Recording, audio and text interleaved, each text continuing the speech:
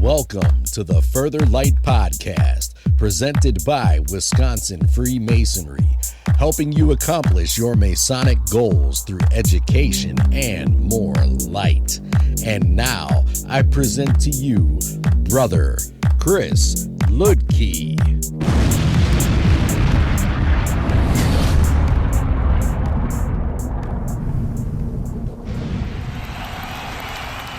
Listeners, scholars, brothers, this is Brother Chris Ludke, and today I want to explore, public speaking, which I do a lot. I teach, and sometimes these things work out well, and sometimes they don't. But I want to go over some rules of public speaking. I don't want to deal with the sort of dull rules about stand up straight and project your voice and all of this. What I want to do is go with a guide that I used when I started teaching, a book that I read, and I'll go through the pertinent content. The book is, and I need to bring up my web browser here, TED Talks, the official TED Guide to Public Speaking by Chris Anderson. And this book is fantastic for educational presentations. It's got some very solid points behind it, and they tend to work really well. There's a reason why TED Talks took off. There's a reason why people will watch them and spend their time, their free time, listening to them. They're very effective. So I want to look at this as the basis for how we can give good talks, good education. And remember, rhetoric, of course, is one of the 7 liberal arts and sciences, and that is the art of persuasion, the art of public speaking. So that's what I want to deal with today. And what we're going to be dealing with is, again, kind of going through the speaker's guide from TED. And this is basically a summary of the book that Chris Anderson put out. And again, fantastic content. So really, when you look at TED Talks, one of the first things you need to understand is there's a specific time limit. In fact, it's 18 minutes. Why 18 minutes? Because it's a good amount of time to get some depth in a topic and at the same time maintain interest level. You can have an incredibly interesting speaker who goes on for 3 hours and you go, oh my gosh, this is just, there's too much. 20 minutes, we can absorb it. We can take in that information. It generally works. The audience is going to be good and focused on this one subject at a time in this relatively short chunk. And so that 15 to 20 minute time frame is really one to aim for if you're giving Masonic education. And really, you don't want to go much longer. If you go shorter, that's fine. You've all heard really short talks that were really fantastic, well given, great content, but there is that upper limit. Try not to go over that 20 minutes. So how do you develop the idea? Well, what makes a good idea for a talk in the first place? What you want is something that's going to be new, maybe surprising, or challenge a belief that your audience already has. Or it could be a great basic piece of information or idea with a compelling new argument behind it. The idea isn't just a story or a list of facts. A good idea takes evidence or observation and draws a larger conclusion. When you're doing Masonic education, what that means is don't just pick up the latest short talk bulletin or pick up a book and read from it. You have to understand there's a difference between written and spoken language. There's a different way in which we tend to use words and ways that we put our ideas out there. So you want to focus on something that's going to be spoken language, or you need to translate it into spoken language, which is not always the easiest thing in the world. We've all heard speakers get up and just read material. Create a narrative within whatever your presentation is.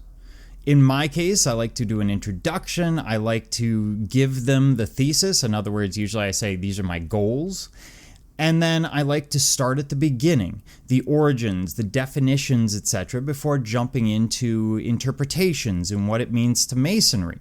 but you can use whatever form you want. You just want to guide the listener through a story. And it doesn't have to be a story in the typical sense. You just want to guide them through the material so that they understand how they got from A to B. If someone doesn't understand that, you've lost them already. Do you need to be an expert? And the answer is no. You don't need to be the foremost expert, but you do need to have an expertise of some form. So please remember that the audience relies on you to give accurate information. So whatever you say in your talk, make sure you're fact-checking it, especially facts that you might take for granted, statistics, historical anecdotes, ideas that we've passed on through Masonry that may or may not be exactly true. Go back and double check them. That could be the topic of a fantastic statement or fantastic talk. If you're drawing an example from somewhere that's not your main area of knowledge, use research from widely accepted sources. And if at all possible, consult with experts if you can.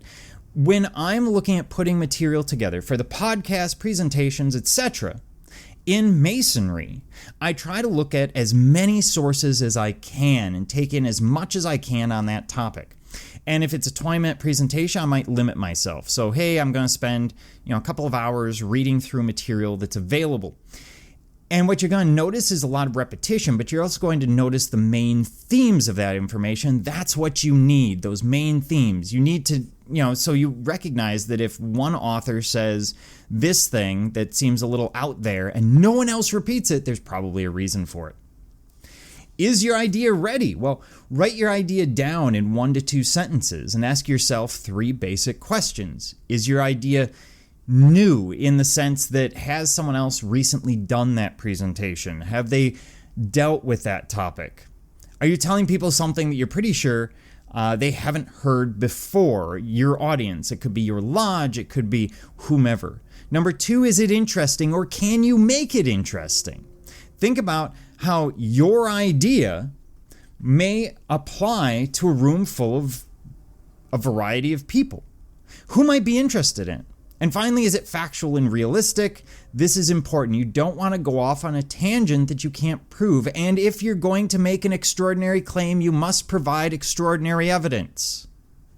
So make sure that you're doing that. If you're going to say that aliens started the Illuminati, which gave rise to the Masons through the birth of the sun god Ra, or whatever the thing is, you need to create, or you need to find evidence to prove that that's the case. You can't just say, okay, this is clearly the case because this other person that I respect said it, because they may not have expertise. So make sure you're double checking things. Make an outline and a script. So this is how you're going to start actually forming your presentation. Usually you use some kind of outline, and I'm going to give you a basic structure for a talk. And there's a lot of theories about what makes a great presentation. There's no single trick. But one way of doing it would be start by making your audience care. Use some kind of intriguing idea, a hook, something to draw them in. This is typically your introduction. Then explain whatever your idea is, explain your teaching clearly. And do it with conviction. Do not just sit there and read it to them. They can do that more quickly themselves. Reading in your mind is much faster than being read to. Tell us what your evidence is. What are your sources? How and why these ideas could be implemented. So the implementation, especially in Masonic education, is going to be particularly important. It's one thing to understand the square, but then how do we apply it to our lives? How do we actually make use of it? If we don't know, then it doesn't do us any good. It's just a really fancy thing that hangs on some old buildings. End your talk by addressing how this idea, whatever you're discussing, could affect your audience if they were to accept it. If you're offering an interpretation, for example, then say, here's the advantages of this interpretation. But I would also say, hey, this is just an interpretation. And so keep that in mind when you're looking at my idea. because interpretations aren't meant to be the end-all be-all. The interpretation is there to get people thinking, and so sometimes reminding people of that. The structure should be more or less invisible, so you don't talk about how you're going to talk about the topic, you just talk about it. So let's break this down a little bit further. Those are some basic areas. So your introduction, a strong introduction is going to be crucial. You need to draw the audience in. Drawing them in with something they care about. So start with a clear statement of what your idea is, or what you're teaching, or what your topic is. If it's something that most people don't think about, start off by invoking something that they do think about a lot and relate your concept to it.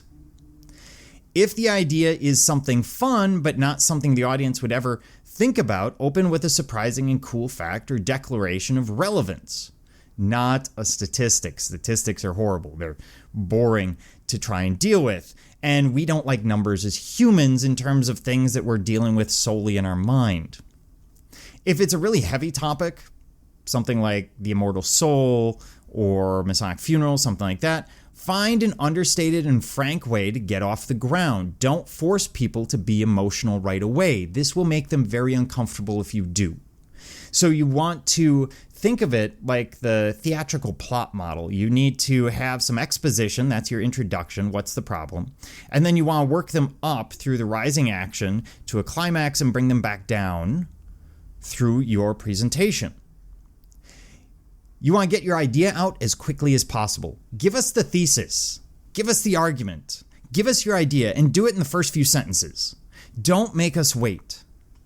Don't focus too much on yourself. This isn't about you. It's about your idea. It's about the education. It's about the teaching or the tool or the history or whatever else. And don't ever open with statistics. That's just never going to work. In terms of the body and presenting your topic and evidence, make a list of all the evidence you want to use. Think about items that your audience already knows about and things that you'll need to convince them of. In other words, if you gave a speech or a presentation a week ago on a specific topic, use that as a jumping off point into your present topic. Because if you can chain things together a little bit, it will make it more relevant, something that the podcast does not always do real well, but that my producer is constantly on me to get on that. Put in order all the items in your list based on what a person needs to know before they can understand the next point. And always go from the least exciting to the most exciting. If you're looking at interpretations of Masonic tools, for example, then what you would want to do is go from the most basic interpretation to the most complex, since the most complex is typically built upon the most basic. Now, cut out everything you can without losing the integrity of your argument. You'll most likely need to cut things that you think are important. It's going to happen. But at the end of the day, you need to be able to be concise. Spend more time on new information, so information that the audience may not have. You need to remind them occasionally of the old, but you need to spend a lot of time on the new. Don't use too much jargon, and if you use terminology, any kind of specialized terminology, make sure you define it, because an EA in the room might not understand what it means. Respectfully address any controversies that are in your claim. So if you're laying out a claim of something, making an argument, and there's some controversy associated with it, make sure you say something about that. Make sure you address it. Otherwise, people will see confirmation bias. In other words, you're creating an argument without ever taking into account the other side. Don't ever let citations interrupt the flow of explanation. In other words, when you're presenting your material, you can say, Anderson says, but that'd be about it, and I wouldn't do it repetitiously. That's where you can hand out a works cited page, you can put a bibliography on a slide, you can do any number of other things, but don't let those sources get in the way. It tends to break up the flow. And slides are a whole nother thing. You don't always need visuals, but we'll deal with those in a minute. The conclusion is really one of those things that people don't understand. It's a funnel. You're going from the basic down to the specific, and then that's the introduction. And then in the conclusion, you're flipping the funnel and you're going back out to the basic. What the conclusion does is it revisits the points that you've made. It quickly and concisely, in a paragraph or so, connects those points, and then it gives the audience a takeaway. That last line or two should be the takeaway. The thing that if they learn nothing else, they get these 2 lines of really good information. Use a call to action. That's always a really effective way of doing it. Once you've created your outline, start writing a script. Be concise, but write in a way that feels natural. I highly recommend speaking and writing. Some people use voice-to-text programs, whatever else, but you want to get that spoken voice, not that written voice, in there. People will pick up on it. In terms of slides, just keep in mind that you don't always need them. There's a lot of topics that can be covered that really don't need them, or maybe need one. If I'm dealing with a certain point within a circle, I might want one image of that slide, and that's it. There's no need for anything else. What it does is it stops distracting from the speaker. In terms of making slides, PowerPoint is great, but there are a few things that you need to keep in mind. In terms of images, they're always good. Images are good. It gives people a second form of learning modality. In other words, they're learning with their eyes and with their ears. That being said, all graphics should be incredibly clear, the biggest file you can find. And no slide should support more than 1 point, or it's one slide. There's nothing in between.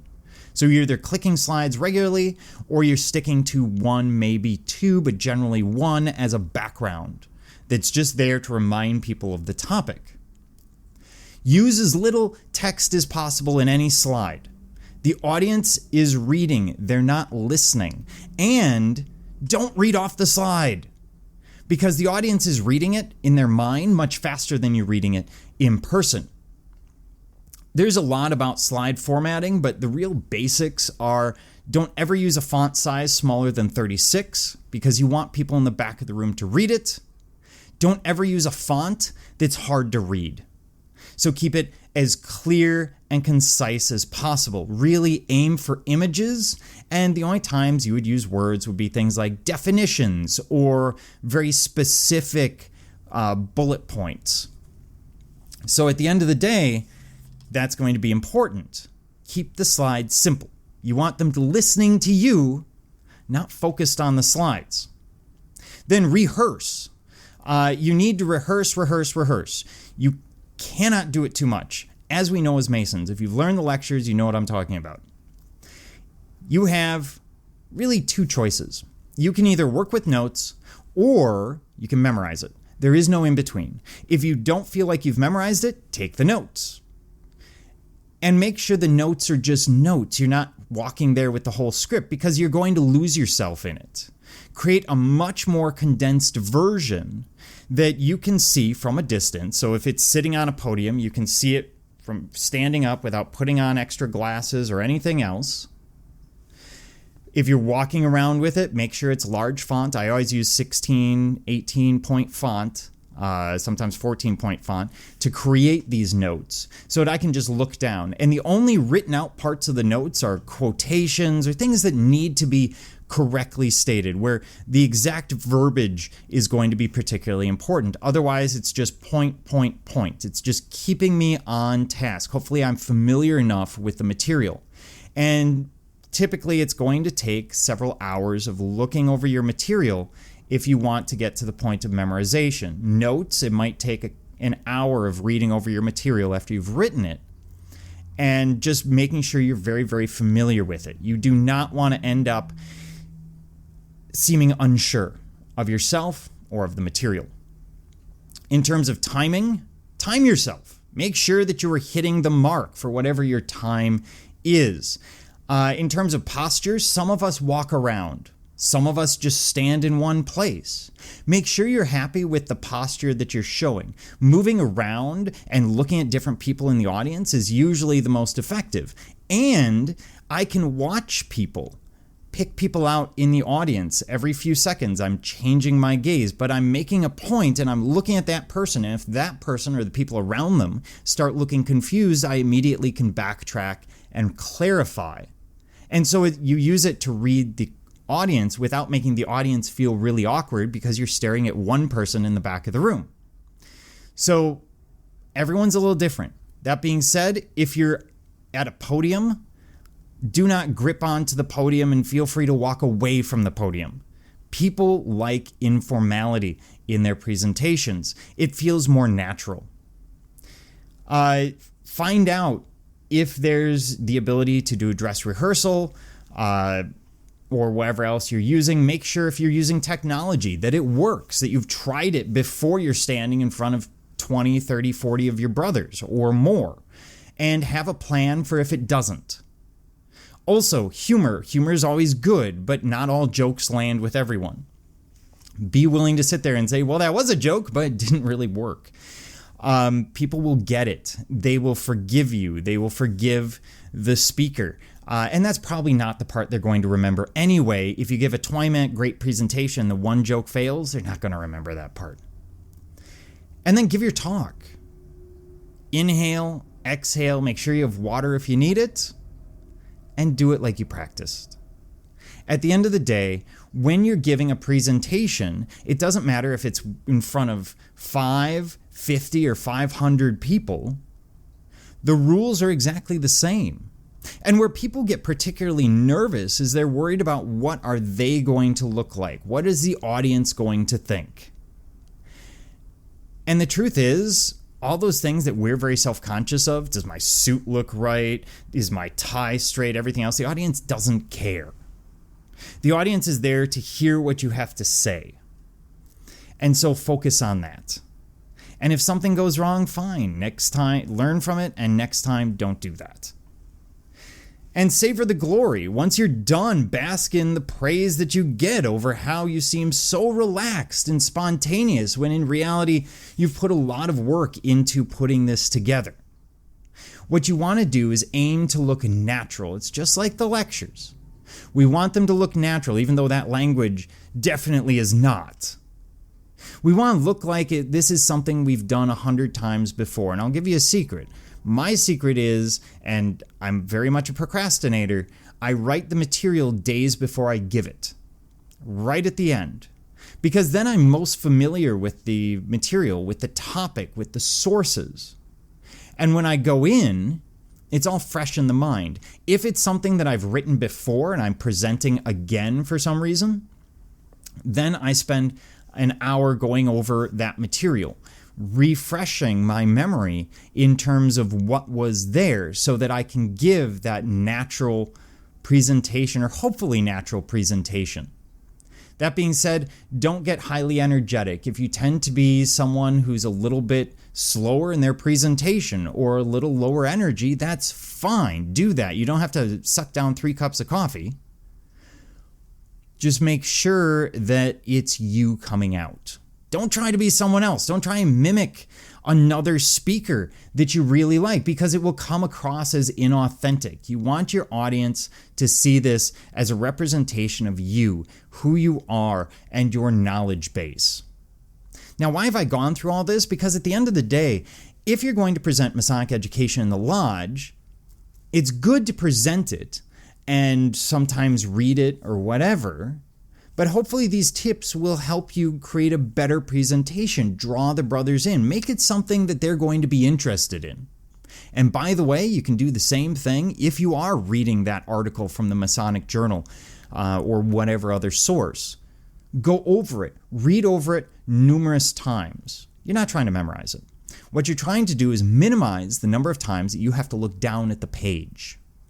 And so you know more or less where this is going. It also allows you to ad-lib, because if you're familiar with the material, you can add content that is your own on top of it and make it better to understand.